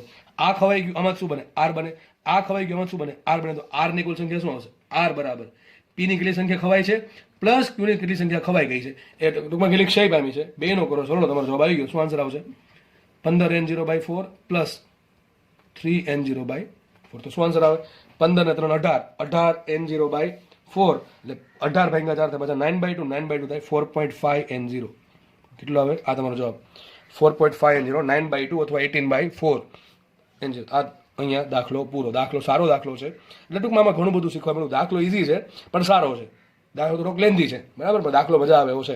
જેને ભાઈ બધું આવડતું હશે એને દાખલામાં કંઈ તકલીફ નહીં પડી હોય, જેને તકલીફ છે પહેલેથી એને તકલીફ રહેવા દે. જ્યાં સુધી આગળની થિયરી અને આગળ જે ઘણા દાખલા એ ક્લિયર કટ નહીં આવડતા હોય, બની શકે કે તમને ના સમજ પડી હોય, અથવા એવું બને કે આ સમજાઈ ગયું ને એ પછી સમજાય જાય ભવિષ્યમાં, બરાબર, એવું બને, બરાબર. તો ટૂંકમાં જેને આગળ વ્યવસ્થિત ફોલો કરતા આવ્યા છે મને એને કંઈ તકલીફ પડી હશે નહીં. તો અહીંયા તમારે રેડિયો એક્ટિવ દાખલા બધા પૂરા થાય છે એવું લાગશે તો એકાદ દાખલા, એક બે દાખલા એવું કંઈક હશે તો આપણે ગણાવશું. હવે આપણે નેક્સ્ટ ટોપિક તરફ મૂવ કરીએ. ચલો, તો નેક્સ્ટ ટોપિક છે આપણા માટે આલ્ફા અક્ષય, બીટા અક્ષય અને ગેમા અક્ષય. બહુ ઇઝી કોન્સેપ્ટ છે, બહુ ઇઝી દાખલા પૂછાય છે આના. અને આના દાખલા જીમાં અને નેટમાં પૂછાય છે. જી વાળાની એક્ઝામ છે, બરાબર, એમાં કોઈકના ભાગમાં આમાંથી ડેફિનેટલી દાખલો આવશે ને રોકડા 4 માર્ક્સ આવશે. આ ચેપ્ટરનો સૌથી કોઈ ઇઝી ભાગ હોય તો આલ્ફા, બીટા અને ગેમા અક્ષય, બરાબર. એમાં ગેમા અક્ષય તો આપણે નથી એટલો બધો, પણ આલ્ફા અક્ષય અને બીટા અક્ષય શું છે ચલો સમજીએ. તો સિમ્પલ, આપણે શરૂઆતથી ભણતા આવ્યા છે કોઈ ન્યુક્લિયસ છે એ અસ્થાયી છે, એ સ્થાયી થવા શું કરે, સ્થાયી થવા માટે શું કરશે, અલગ અલગ વિકિરણોનું ઉત્સર્જન કરશે. એમાં તમારા સિલેબસમાં 3 છે, આલ્ફા અક્ષય, બીટા અક્ષય અને ગેમા અક્ષય, બરાબર. તો આલ્ફા અક્ષય શું છે તો એ બધા સમજીએ. પહેલા તો આલ્ફા કોને કહેવાય તો આપણને ખબર છે, હિલિયમ He24. તમને આ લગભગ ચેપ્ટર નંબર 1 માં કીધું હતું કે હિલિયમનું જે ન્યુક્લિયસ છે ન્યુક્લિયસ એટલા માટે કે ઇલેક્ટ્રોન ગણવાનું નહીં. હિલિયમમાં જે અંદર એનો જે ન્યુક્લિયસ છે એમાં જે પ્રોટોન છે કેટલા 2 પ્રોટોન હોય 2 ન્યુટ્રોન હોય, તો એ બે ભેગા એને શું કહેવાય? ટૂંકમાં આલ્ફા કહેવાય, આલ્ફા કણ કહેવાય. ટૂંકમાં ઇન શોર્ટ સમજો તમે કે હિલિયમનું જે ન્યુક્લિયસ છે એને શું કહેવાય? આલ્ફા કહેવાય. તો આલ્ફા શું છે હકીકત? હિલિયમ ન્યુક્લિયસ છે. હિલિયમ એટલે શું થાય? He24. એનો બે આ શું બતાવે? પરમાણુ ક્રમાંક અને બતાવે પરમાણુ ભારાંક. અથવા એમ સમજો કે ભાઈ એના 2 પ્રોટોન છે 2 ન્યુટ્રોન છે. આ 4 શું બતાવે? એનો કુલ પરમાણુ દળાંક છે. બરાબર, શું છે એનો કુલ પરમાણુ દળાંક? તો આલ્ફા કણનું દળ શું આવે? તેમાં 2 પ્રોટોન છે અને 2 ન્યુટ્રોન છે. તો 2 નો દળનો શું કરું? સરળો કરો તો શું આવશે? 2mp + 2mn. બરાબર, એક્ઝેક્ટ દળ આટલો આવે આલ્ફા કણનું 2mp + 2mn. આપણને ખબર છે કે mp ને mn સરખા નથી. બરાબર છે, એક્ઝેક્ટ સરખા નથી, પણ તમને ખબર છે કે લગભગ બહુ ઓછું વેરિએશન છે mp માં ને mn માં. પણ એક્ઝેક્ટલી કેવું હોય તો આટલું હોય. કેટલું હોય? 2mp + 2mn. પણ લગભગ ઘણી વખત આટલું લઈ લેવામાં આવે છે. કેટલું? 4mp. કારણ કે આપણને ખબર છે mp લગભગ mn જેટલું છે, તો કે થોડુંક mn વધારે છે, પણ લગભગ આપણે સરખું લ્યો અત્યારે. બરાબર છે, તો આપણે નોર્મલી લઈએ કેટલું? 4mp લઈને. આલ્ફા કણનો વિદ્યુતભાર કેટલો હોય? +2. આ બધાને ખબર છે. બરાબર છે, તો અહીં માનો કે આલ્ફા કણ ઉત્પન્ન થયો. હવે દાખલા સર કઈ ટાઈપના પૂછાય? ચલો દાખલા આ ટાઈપના પૂછાય. એક તત્વ હતું, એમાંથી આલ્ફા કણ ઉત્પન્ન થયો, તો જે તત્વ બનશે એનો પરમાણુ દળાંક શું હશે? એનો પરમાણુ ક્રમાંક શું હશે? આવા દાખલા પૂછાય. સમજ પડે કે ન પડે? ફરીથી કહું છું, કોઈ તત્વ હતું, કોઈ ન્યુક્લિયસ છે, એમાંથી આલ્ફા કણનું સર્જન થાય છે, તો કંઈક નવું ન્યુક્લિયસ બનશે. પહેલી વાત તો આપણે એ સમજવાની છે કે નવું ન્યુક્લિયસ શું કામ બને? બરાબર છે, હવે જે નવું ન્યુક્લિયસ બન્યું છે એનો પરમાણુ ક્રમાંક શું છે, એનો પરમાણુ દળાંક શું છે, એ આપણે શોધવાનું હોય. ચલો તો એક કામ કરીએ. માનો કે લઈ લઉં છું કોઈ પણ રેન્ડમલી ન્યુક્લિયસ લીધું. ધારો કે ન્યુક્લિયસ લીધું મેં XZ કે લીધું XZ. આ જે ન્યુક્લિયસ છે સંજ્ઞા X છે, એનો પરમાણુ ક્રમાંક Z છે, મતલબ કે એમાં Z પ્રોટોન છે, અને એનો પરમાણુ દળાંક એટલે કે એમાં કુલ A જેટલા ન્યુક્લિયોઇડ્સ એટલે કે પ્રોટોન અને ન્યુટ્રોનની કુલ સંખ્યા છે A. માનો કે એમાંથી આલ્ફા કણનો ક્ષય થયો. શું અહીં થયો? આલ્ફા ક્ષય. શું થયો? આલ્ફા ક્ષય. આલ્ફા ક્ષય આપમેળે થાય છે. આલ્ફા ક્ષય આપમેળે થાય. હમણાં જોશું આપણે કે ભાઈ આલ્ફા ક્ષય આપમેળે ક્યારે થઈ શકે અને ક્યારે ના થાય. તો માનો કે આલ્ફા ક્ષય થયો, ચલો આપમેળે થયો. બરાબર છે, તો આપમેળે આલ્ફા ક્ષય થયો તો બનશે વાય. ચલો વાય કેમ બને? વિચારો. પેલું શું કરવાનું? વાય નહીં લખવાનું. પહેલા લખી નાખવાનું આલ્ફા કણ ઉત્પન્ન થયો, આલ્ફા કણ લખી નાખવાનું. આલ્ફા કણ શું કે આપણે? તમે આલ્ફા જો આ પ્રમાણે લખો કે He લખો તો ચાલશે. He શું કામ લખવાનું? He24. તો તમને આમ લખતા ફાવે α24 તો ચાલશે. શું લખવાનું તમારે? α24 લખવાનું. તો આલ્ફા જગ્યાએ શું લખવાનું? He24. મેં ચલો અહીં લીધું છે He24. બરાબર કે નહીં? આવું બધાને ખબર પડે કે આલ્ફા, માનો કે એક આલ્ફા કણ ઉત્પન્ન થયો, આમાંથી એક આલ્ફા કણ ઉત્પન્ન થયો, તો શું આવશે? આ આલ્ફા કણ જ છે ભાઈ દોસ્ત. બરાબર, એમ ન હોત આમ લખી નાખું α24. બરાબર, તો આ ઉત્પન્ન થઈ ગયો અને થોડીક હીટ પણ ઉત્પન્ન થશે. બરાબર, કારણ કે એક્ઝોથર્મિક રિએક્શન હોય છે મોસ્ટલી. બરાબર, યુરેનિયમમાંથી આપણે જે થોરિયમ બને એમાં લગભગ આલ્ફા કણ ઉત્પન્ન થાય છે. તો આ બધી કેવી રિએક્શન હોય? એક્ઝોથર્મિક. એક્ઝોથર્મિક એટલે તમને હીટ મળે સામેથી. બરાબર છે, ચલો આગળ વધીએ આપણે. તો માનો કે આમાંથી આલ્ફા કણ ઉત્પન્ન થયું, વાય કેટલા વધે? તો જુઓ તમારે શું કરવાનું છે. એટલે આ આપણે કેમેસ્ટ્રી તમે કરતા હશો. બરાબર, પેલું ઇક્વેશન બેલેન્સ પેજ કરવાનું છે. અહીંયા કુલ Z પરમાણુ ક્રમાંક હતો, કેટલો હોવો જોઈએ? Z-2. કરો સરળ. Z-2 + 2 શું થાય? Z થઈ જાય કે ન થાય? એક જ ધ્યાન રાખવાનું, અહીંયા જેટલો પરમાણુ ક્રમાંક છે એ બધાને એટલો હોવો જોઈએ સરવાળો. અહીંયા જેટલો પરમાણુ દળાંક છે એ બધાને એટલો જ હોવો જોઈએ. પરમાણુ દળાંક કેટલો આવશે? A-4. કેટલો આવે? A-4. તો બસ પતી ગયું. આ જ છે. હવે હું તમને એમ કહેતો હતો કે ન્યુક્લિયસ કેમ બદલી ગયું? જો, અરે ન્યુક્લિયસ ક્યારે એનું ક્યારે રહે? પરમાણુ ક્રમાંક ન બદલે. જેમ કે હાઇડ્રોજન છે, ડ્યુટેરિયમ છે, ટ્રિટિયમ છે, એ બધામાં શું છે? પરમાણુ ક્રમાંક એકનો એક છે, પણ એ અલગ અલગ છે. પણ જ્યારે પરમાણુ ક્રમાંક બદલી જાય, માનો કે હિલિયમ હોય એમાંથી એક ઘટી જાય Z, તો શું બને? હાઇડ્રોજન બને. ટૂંકમાં ઝેડમાં ફેરફાર થાય તો ન્યુક્લિયસ બદલશે, તત્વ બદલશે. બરાબર, તમે જે પણ કહેતા હોય એ. બરાબર છે, તો યાદ રાખો આલ્ફા કણના ક્ષય દરમિયાન ન્યુક્લિયસ X નું થઈ ગયું Y. ખબર પડી કેમ Y થઈ ગયું? કારણ કે અહીંયા ઝેડની જગ્યાએ શું આવી ગયું? Z-2. બરાબર, ઓકે. ચલો તો હવે એક પ્રશ્ન બહુ પૂછાય, ખાસ તમારા ચોપડામાં લખી રાખજો, બોલું છું. આલ્ફા કણનો ક્ષય થયો થયું શું? જે નવું ન્યુક્લિયસ બન્યું એમાં તમને પ્રશ્ન પૂછાય કે પરમાણુ ક્રમાંક વધે ઘટે. ચલો એક વસ્તુ બાકી છે. પહેલા પરમાણુ ક્રમાંક Z હતો, કેટલો થઈ ગયો? Z-2. એક વસ્તુ બાકી કે આલ્ફા કણનું ક્ષય થાય ત્યારે પરમાણુ ક્રમાંક ઘટે. કેટલો ઘટે? 2 ઘટે. 2 કેટલો ઘટે? 2. બરાબર, 2 ઘટશે. તો આ પ્રશ્ન પૂછાય છે કે નોર્મલી આમ તો ગુજકેટમાં અને બોર્ડની એક્ઝામમાં, પણ ક્યારેક જીનીટમાં ઈચ્છા થઈ હોય કે બહુ આમ પેપર ઇઝી કાઢો ત્યારે પૂછી નાખે કે આલ્ફા કણનો ક્ષય થાય ત્યારે જે ન્યુક્લિયસ હતું, અને વિચારો આ જે ન્યુક્લિયસ એને કહેવાય જનિત, સોરી જનક શું કહેવાય? જનક, જન્મ આપનાર, અને આ થઈ ગયું જનિત, જન્મ લેનાર. બરાબર, આ જનક ન્યુક્લિયસ કહેવાય અને આને કહેવાય જનિત ન્યુક્લિયસ. આ શબ્દ ક્યારેક તમારે રકમ હોય તો કન્ફ્યુઝ થવું નહીં.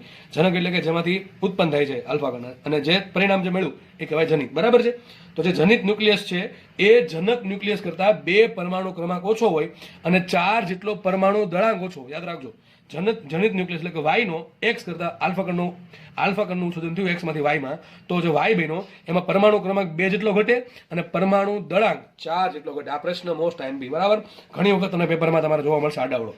એક આલ્ફા કણ ઉત્પન્ન થયો, 2 થયું હોય તો એ પ્રમાણે ચેન્જ થશે. 2 આવે, 2 મને કે ગુણાંક 2 આલ્ફા કણ ઉત્પન્ન થયા, તો 2 દુ 4 ને 4 દુ 8, તો શું ઝેડ -4 અને એ -8. પહેલા કેટલો હતો? એ હતો. હવે કેટલો? 4 દુ 8 અને કેટલો? એ -8 આવે. એટલું તમને બુદ્ધિ છે ભગવાન આપી કે તમે એટલું તો ગણી શકો. અહીં 3 ઉત્પન્ન શું આવે? ટૂંકમાં એક ઓછું બાકી આલ્ફા કોણ ઉત્પન્ન થશે તો ઝેડ ઘટશે અને એ પણ ઘટશે. આપણે વાત કરતા હતા હીટની. ચલો કે સર આ હીટ ક્યાંથી ઉત્પન્ન થાય અને કેટલી હીટ ઉત્પન્ન થશે? હવે પહેલી વસ્તુ, આ પ્રક્રિયા આપમેળે ક્યારે થાય? જો તમને દળ ક્ષતિ શીખવાડ્યું છે. શું શીખવાડ્યું? દળ ક્ષતિ. માનો કે આનું દળ વધારે છે, આનું દળ વધારે છે, એની પાસે ઉર્જા વધારે છે. અને આ કોણ? આ બે વસ્તુ બેની, વાય બેનું ને આલ્ફા બેનું. આ તો આ બેનું ભેગું દળ અને એકલાનું દળ. જો એક્સ નું દળ વધારે હશે એની પાસે ઉર્જા વધારે હશે, બરાબર ને? કઈ ઉર્જા? mc². વિચારો, અને આનું દળ છે જેટલું બી દળ હોય એના કરતા આનું દળ વધારે હોય તો જ પ્રક્રિયા આપમેળે થાય. બાકી પ્રક્રિયાને શું કરવું પડે? તમારે એક્સ માંથી વાય ઉત્પન્ન કરવો હોય, સોરી આલ્ફા ઉત્પન્ન કરવું હોય તો બહારથી ઉર્જા આપવી પડે. ક્યારે? જો એક્સ નું દળ આ બે કરતા ઓછું હોય તો. માની લઈએ કે આ પ્રક્રિયા આપમેળે થાય છે તો કેટલી હીટ ઉત્પન્ન થશે? દળ ક્ષતિ છે. દળ ક્ષતિ કોને કહેવાય? તો એક્સ નું દળ કેટલું? mx. જો આ પ્રશ્ન mp, હો ભાઈ આ પ્રશ્ન mp. એક્સ નું દળ છે mx માઇનસ નિપજ નું દળ કેટલું? કુલ નિપજ કુલ કેટલી છે? એક તો my પ્લસ m આલ્ફા, બરાબર ને? એક y બેનો ને એક આલ્ફા બેનો. બે હોય તો બે મૂકવા પડે, 2 આલ્ફા 2m આલ્ફા, બરાબર? આટલું દળ હતું કોનું? આને શું કહે ખબર નહીં મને, પણ આમાં આને આપણે જનક કહીએ. ચલો, જનકનું દળ છે mx, બરાબર છે? માઇનસ જે નિપજ બેની, નિપજમાં બે વસ્તુ બને, y અને હિલિયમ, સોરી આલ્ફા. તો બે નું ભેગું દળ કેટલું? આ નિપજનું દળ આવશે my પ્લસ m આલ્ફા. માનો કે એક્સ ન્યુક્લિયસનું દળ આ બેના દળ કરતા વધારે છે. કેટલું વધારે છે? આટલું. mx માઇનસ આટલું વધારે છે. તો એ જે દળ વધારે છે એનું રૂપાંતરણ થશે ક્યાં? ઉર્જામાં, બરાબર? કે આટલી ઉર્જા ઉત્પન્ન થાય, બરાબર છે? અને પ્રક્રિયા આ માનો કે આનો આન્સર પોઝિટિવ આવે, mx માંથી બાદ કરો એનો આન્સર પોઝિટિવ આવે. પોઝિટિવ ક્યારે આવશે? mx વધારે હોય તો. ટૂંકમાં આ સાઈડનું દળ વધારે હોય. આના વિચારો ને, આ સાઈડનું દળ વધારે અને ઉર્જા કેવી? વધારે. કઈ સૂત્ર? mc². અને આ સાઈડનું દળ જે પણ હશે એની ઉર્જા શું હશે? mc². હવે આનો એમ વધારે છે અને આનો એમ ઓછો છે તો શું આવશે? અહીંયા ઉર્જા વધારે છે. ઉર્જા વધારે છે તો જ્યારે આ બનશે ત્યારે આટલું તો બની ગયું, બરાબર? બાકીની કંઈક ઉર્જા વધશે, બરાબર કે નહીં? તો યાદ રાખો, જ્યારે જનકનું દળ જનિત કરતા એટલે કે નિપજ કરતા વધારે હોય ત્યારે ઉર્જા મળશે. કેટલી ઉર્જા મળશે? આટલી ઉર્જા મળશે. અથવા તમારે શું કરવાનું? આનો આન્સર તમારે ફાઇન્ડ કરવાનો છે એમાં AMU માં. એને શું કરવાનું? 931 મેગા ઇલેક્ટ્રોન વોલ્ટ ગુણ દેવાનું, તો પણ તમને આન્સર મળશે. આવું તમે દરેક પ્રક્રિયામાં કરી શકો, બરાબર છે? પ્રક્રિયા આપમેળે થાય કે ન થાય એનો આધાર કોના પર છે? ન્યુક્લિયસ અને દળ પર. કયા ન્યુક્લિયસ હતું મને શું બનવાના પર ડિપેન્ડ કરે, બરાબર કે નહીં? ચલો આપણે આગળ વધીએ. બીજો ક્ષય છે બીટા ક્ષય. બીટા ક્ષયમાં બે ભાગ પડે, બીટા માઇનસ બીટા પ્લસ. હવે સમજો ખાસ ભાઈ, સમજો, બહુ નાનકડું છે, આપણે બહુ મજા આવે એવું છે. બીટા ક્ષય કોને કહેવાય? ચલો, તો બીટા ક્ષયમાં પેલા બે ભાગ પડે. આપણે એક કામ કરીએ, બીટા ક્ષયમાં સમજતા પહેલા આ બીટા માઇનસ ની બીટા પ્લસ ની જાણકારી મેળવી લઈએ. બીટા જો કે આપણે બહુ ઉપરથી માહિતી મેળવવાની છે, બહુ ડિટેલમાં જશું તો આખો ચેપ્ટર આના ગણી શકીએ. બીટા ક્ષય ઉપર આખું ચેપ્ટર ગણી શકો તમે, અથવા આ બે પર, બરાબર છે? બહુ ડિટેલમાં આપણે જવાનું થતું નથી, જેટલું જરૂર છે એટલું જ જાશું. હવે બીટા માઇનસ કોને કહેવાય? બીટા માઇનસ એટલે કે ઇલેક્ટ્રોન. પણ ક્યાંથી ઇલેક્ટ્રોન ઉત્પન્ન થયો હોય? ન્યુક્લિયસ માંથી ઉત્પન્ન થયેલો. જો કે લખી જ દઉં, ઉપર લખી નાખું, ન્યુક્લિયસ માંથી ઉત્પન્ન થયેલું. પહેલી વસ્તુ, બીટા માઇનસ એટલે થાય ઇલેક્ટ્રોન. પણ આ ઇલેક્ટ્રોન એવો છે કે જે ન્યુક્લિયસ માંથી ઉત્પન્ન થયો. અને બીટા પ્લસ એટલે થાય E પ્લસ, એને કહેવાય પોઝિટ્રોન. તમે શબ્દ સાંભળ્યો હશે, પોઝિટ્રોન. આને કહેવાય ઇલેક્ટ્રોન. ઇલેક્ટ્રોન. હવે સર આ ઇલેક્ટ્રોન ને પોઝિટ્રોનમાં શું ફરક? ચલો એ સાઈડમાં લખીએ. આપણે ત્રણનો ડિફરન્સ સમજીએ. ઇલેક્ટ્રોનને શું લખાય? જો ઇલેક્ટ્રોન આપણે E માઇનસ લખીએ. હવે ઘણી વખત તેમાં દળ લખવાની જરૂર પડે, આપણે આવું લખશું. આને સમીકરણ લખો ત્યારે E0 -1, બરાબર કે નહીં? આ 0 શું બતાવે કે ભાઈ ન્યુક્લિયસમાં જે ઇલેક્ટ્રોન છે એનું દળ છે એ કંઈક તો છે, પણ આ જે પ્રોટોન છે ન્યુટ્રોન કરતાં ઘણું ઓછું છે. આપણે મોસ્ટલી 0 લખીએ. શું લખીએ? 0 લખીએ છીએ. પછી લખશું આપણે E પ્લસ. E પ્લસને આપણે આમાં લખશું E પ્લસ ને એ પણ 0, બરાબર? આ શું છે? પોઝિટ્રોન છે. શું છે? આ પોઝિટ્રોન છે. શું છે? આ પોઝિટ્રોન છે. આ છે ઇલેક્ટ્રોન, ઉપર લખો હોય. અને હવે લખું પ્રોટોન. શું લખું છું? પ્રોટોન. તો પ્રોટોન તો બધાને ખબર છે, પ્રોટોન ઉપર કેટલું? +1 આવે. દળ કેટલું એનું? +1 જ હોય, બરાબર? દળ એ કેટલું હોય ભાઈ? દળ MP હોય. આ બેનું દળ કેમ 0 0 લખ્યું છે? કારણ કે પ્રોટોન અને આ બધું ક્યાં ન્યુક્લિયસની વાત ચાલે છે. ન્યુક્લિયસમાં તમે કરો તો એક તો ઇલેક્ટ્રોન ને પ્રોટોન હોય નહીં. ક્યારે ઉત્પન્ન થાય આપણે જોશું, બરાબર છે? તો જ્યારે પ્રોટોનનું ન્યુટ્રોનમાં, ન્યુટ્રોનનું પ્રોટોનમાં રૂપાંતરણ થાય ને ત્યારે ઇલેક્ટ્રોન પોઝિટ્રોન ઉત્પન્ન થાય, એ જોશું આપણે, બરાબર છે? તો જે આ પોઝિટ્રોન છે ને શું કહેવાય? E+10, બરાબર? અને ઇલેક્ટ્રોન કહેશું આપણે E-10, પ્રોટોનને કહેશું આપણે E++1, બરાબર? હકીકત લખવું હોય તો જે પોઝિટ્રોન છે, હું સાઈડમાં તમને માહિતી આપી દેવાની. ઇલેક્ટ્રોન જેવા ગુણધર્મ, ઇલેક્ટ્રોન જેવા ગુણધર્મ. આ જે પોઝિટ્રોન છે ને દળ લગભગ ઇલેક્ટ્રોન જેટલું છે. હું શું કહું છું સમજો. પોઝિટ્રોનમાં શું ફરક? પોઝિટ્રોન અને પ્રોટોનમાં જો પોઝિટ્રોનનો વિદ્યુતભાર +1 +E, અને પ્રોટોનનું વિદ્યુતભાર પ્લસ ઈ. હવે વિચારો બેનો વિદ્યુતભાર સરખો હોય તો નામ કામ અલગ આપ્યું? નામ એટલા માટે અલગ આપવું પડ્યું કે આજે પોઝિટ્રોન છે ને એનું દળ અલગ છે. પ્રોટોનનું દળ કેટલું એમપી હોય, કેટલું દળ હોય એમપી, બરાબર, પ્રોટોનનું દળ હશે એમપી. પણ જે પોઝિટ્રોન છે એનું દળ એમપી નથી, કેટલું છે, ઇલેક્ટ્રોન જેટલું છે. પણ પાછું સાલું એવું છે કે પોઝિટ્રોનનો ચાર્જ છે પાછો ઇલેક્ટ્રોનથી પ્લસ માઇનસમાં છે, પ્લસમાં છે. કેવો છે? પ્લસમાં. તો પોઝિટ્રોન આપણે ઇલેક્ટ્રોન ન કહી શકીએ, કારણ શું? ઇલેક્ટ્રોનનો ચાર્જ આવે માઇનસ ઈ, પોઝિટ્રોનનો ચાર્જ આવે પ્લસ ઈ. ઇલેક્ટ્રોનનું દળ કેટલું? એમઈ, તો પોઝિટ્રોનનું દળ એમઈ. તો ટૂંકમાં અલગ, એટલે માટે અલગ નામ આપવું પડ્યું. સમજ પડે? એક તો ચાર્જ કેટલો, પ્રોટોન જેટલો, દળ કેટલું, ઇલેક્ટ્રોન જેટલું. આવું છે ભાઈ, બેનું અડધું અડધું લીધું.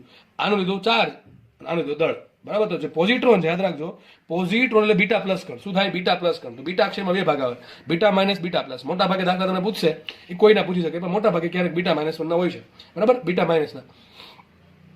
તો બીટા માઇનસ એટલે ઇલેક્ટ્રોન, બીટા પ્લસ એટલે પોઝિટ્રોન, બરાબર. બીટા માઇનસ એટલે ઇલેક્ટ્રોન. ઇલેક્ટ્રોન ક્યાંથી ઉત્પન્ન થશે એ આપણે નેક્સ્ટ લેક્ચરમાં વાત કરીશું. આ પોઝિટ્રોન શું છે તમને ખબર પડી જાય છે. પોઝિટ્રોન એટલે ઇલેક્ટ્રોન જેવો જ ગુણધર્મ ધરાવે, ઇલેક્ટ્રોન જ ગણો એને, બરાબર છે. તો પોઝિટ્રોન છે એનું દળ કેટલું, ઇલેક્ટ્રોન જેટલું, ચાર્જ કેટલો, પ્રોટોન જેટલું. એને લખાઈશું આ પ્રમાણે લખાય, ઈ પ્લસ 0. આ પોઝિટ્રોન આ પ્રમાણે લખાય. ઇલેક્ટ્રોન શું કહે? ઈ -1 0, અને પ્રોટોન શું કહે? ઈ +1. પ્રોટોન છે એનું દળ કેટલું? એમપી. એમપી મોટું કહેવાય, બરાબર, એટલે +1 લખવું આપણે, અને ઉપર લખ્યા +1. ન્યુટ્રોનને શું લખાય? ન્યુટ્રોન. ચલો ચારે તમને લખતા શીખવાડી દો, બહુ જરૂરી છે. ન્યુટ્રોન અંદર વિદ્યુતભાર કેટલો હોય? 0. દળ કેટલો હોય? +1, બરાબર. લગભગ દળ એમપી જેટલું, સોરી એમએન જેટલું. પણ એમએન ને એમપી સરખું રાખો અત્યારે, લગભગ તો લગભગ આટલું લખાય. હું બધાને લખીને બતાવું છું, ખાસ યાદ રાખજો, હાસ્યમ લખી રાખજો. ઇલેક્ટ્રોનને શું લખાય? હા બરાબર, -1 0. ઇલેક્ટ્રોનનો ચાર્જ કેટલો? -1 લખાઈશું 0. અમે ભૂલ કર્યો, આ ભૂલ છે, આ ભૂલ છે ભાઈ, ખોટું છે, આ ખોટું છે બધું. સોરી, ઉતાવળમાં મેં ખોટું લખી નાખ્યું. ફરતે કહી દો તમને. અહીંયા તમે શું લખવાનું? અહીંયા લખવાનું ચાર્જ લખવાનો, ઉપર લખવાનું દળ. તો ઇલેક્ટ્રોનને આ પ્રમાણે લખાશે. મારી ભૂલ પડી ગઈ, ઉલટું થઈ ગયું છે. ઇલેક્ટ્રોન લખાઈશું -1 ને 0 લખાય. પોઝિટ્રોનને શું લખાય? એની અંદર ચાર્જ કેટલો? +1, દળ કેટલું? 0, બરાબર કે નહીં? ન્યુટ્રોનને શું લખાય? અંદર ચાર્જ 0, દળ કેટલું? +1. પ્રોટોનને શું લખાય? દળ અંદર ચાર્જ +1, દળે +1. આલ્ફાને શું લખાય? આલ્ફાને અંદર ચાર્જ કેટલો? +2, દળ કેટલું? +4. આવડે છે કે નહીં આવડે? ફરતી કહી દઉં છું બધાને. આ તમે થોડું સુધાર નાખજો, મેં ઉતાવળ કરી નાખી લખવામાં. ઇલેક્ટ્રોન હોય આ તમે ટૂંકો એક જ લખવાનું, અંદર નીચે લખવાનું ચાર્જ, ઉપર લખવાનું દળ. ઇલેક્ટ્રોનનો ચાર્જ -1, દળ 0. દળ 0 એટલે કે ઓછું છે, 0 દળ તો ન જ હોય, પણ 0 પોઈન્ટ સમથિંગ આવતું હોય તો 0 લઈ લઈએ આપણે. ઇલેક્ટ્રોનનો ચાર્જ -1, દળ 0. પોઝિટ્રોનનો ચાર્જ +1, દળ 0. ન્યુટ્રોનનો ચાર્જ 0 પણ દળ +1. પ્રોટોનનો ચાર્જ +1, દળે +1. આલ્ફા કણ છે, ચાર્જ +2 ને દળ +4. એટલે લીખું છે ઉપર તો પ્લસ જ આવવાનું છે, બરાબર કે નહીં? દળ છે એટલે, પણ આપણે મોટા +1 એટલા માટે લખીએ કે આપણને +4 ખબર છે, A-4 લખવાની જરૂર ખબર પડે એમ. તો આ પ્રમાણે બધાને ખબર પડી જવી જોઈએ. નેક્સ્ટ લેક્ચર આપણે બીટા ક્ષયને વધારે ડિટેલમાં સમજશું. જો કે હું પોઝિટ્રોનની વાત, ઇલેક્ટ્રોનની વાત ફરતી કરીશ ને આપણે ડાયરેક્ટ એના ઇક્વેશન જોશું અને આપણે એના પરથી કન્ક્લુઝન આવશું, દાખલા ગણશું. ચાલે, બરાબર? ઓકે, ચલો, ધન્યવાદ, જય હિન્દ.